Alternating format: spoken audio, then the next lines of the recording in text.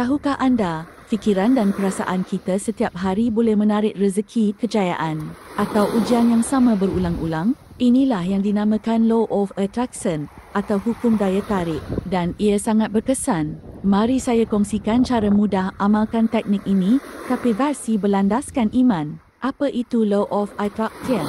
Law of Attraction bermaksud, apa yang kita fikir, rasa, dan yakini secara berterusan, itulah yang kita tarik masuk ke dalam hidup kita. Bila kita fikir yang buruk, kita tarik hal-hal negatif. Bila kita fikir dan rasa positif, dengan sangkaan baik kepada Allah, kita tarik kebaikan. Aku bersama sangkaan hamba-Ku kepadaku. Hadis Qudsi. Berikut 3 teknik mudah Law of Attraction yang anda boleh mula hari ini. InsyaAllah. Afirmasi positif tambah doa. Saya semakin tenang, Allah bimbing saya hari ini. Rezeki saya luas dan penuh keberkatan.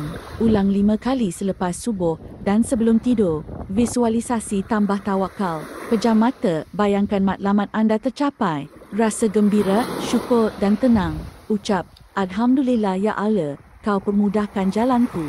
Tolak fikiran negatif tambah zikir penenang. Bila fikiran buruk datang, tukar cepat, saya lemah. Dengan Allah, saya kuat. Penutup dan seruan. Ingat, Law of Attraction bukan sihir atau berangan. Ia tentang menjaga fikiran, menyucikan hati dan yakin pada kuasa Allah. Apa yang anda fikir hari ini, itulah kehidupan anda esok. Fikir baik, rasa baik, sangka baik dan hidup anda akan jadi luar biasa insya-Allah.